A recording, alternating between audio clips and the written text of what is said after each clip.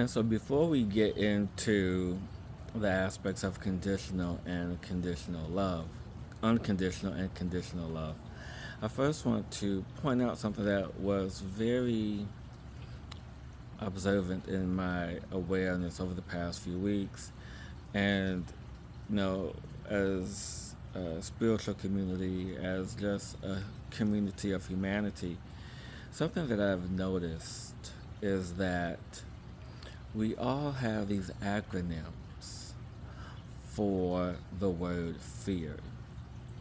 And one of the very most common ones is false illusions, no, false evidence appearing real.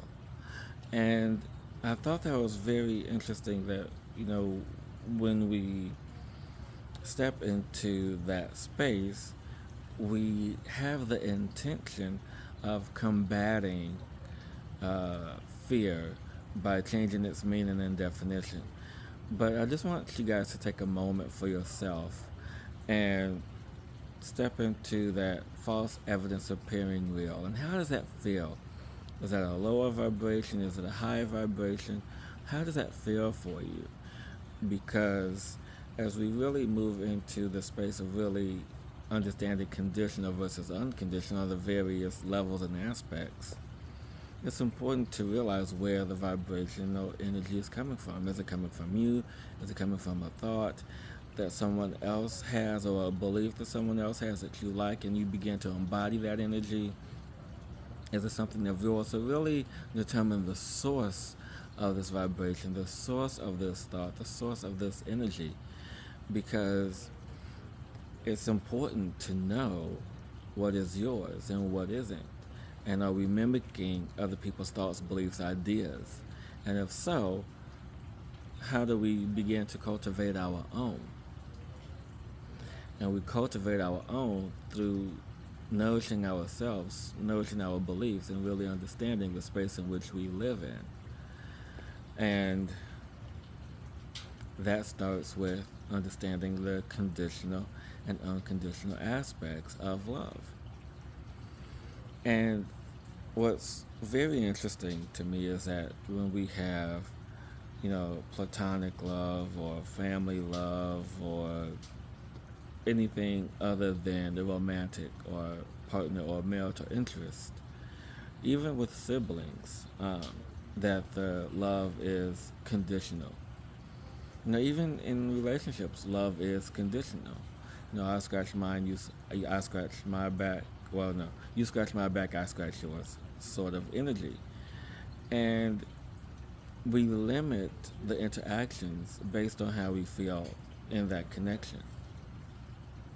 And that conditional energy is the space of how we allow ourselves to interact with the world, and how we interact with animals, how we interact with plants, how we interact with insects. It's the false evidence appearing real. When we have a spider or a bug that cross our path, we resonate in the energy of fear because we were taught to fear this thing that could potentially harm us. So we fear the harm, which then creates the energy of conditional. And that conditional space time in that moment sets up the belief system of, well, I will only love you so much, or I can only give this much love to you because there's a part of me that fears you're going to hurt me. And that's where the conditional thinking comes in. Conditional thinking is all around us. It's in everything that we do, everything that we say. It's in that energetic space time. And it's in the collective consciousness. And so how do we allow ourselves to move into that, to the space of unconditional love? Well, let's begin by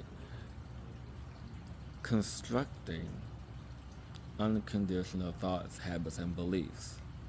When we have children, we love them unconditionally. Our source, God, creator, universal energy, we feel that unconditional love. But why does everything have to be conditional or unconditional? Why can't it just be love? Why can't it just simply be what it is, the vibrational frequency that it is? Because of our thoughts, our beliefs, our energies that are tied to that, our fears. And I still have some myself, so this is why I'm doing these series of videos, to help the collective, help us process and move into a higher frequency of love. And the best way to do that is, instead of all these acronyms for fear, to change that energy, to redirect or reconstruct the lowest vibrational frequency.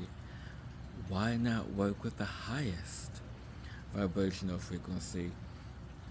And instead of reconditioning it or renaming it or doing other things with it, why not just accept it for what it is, and that is love?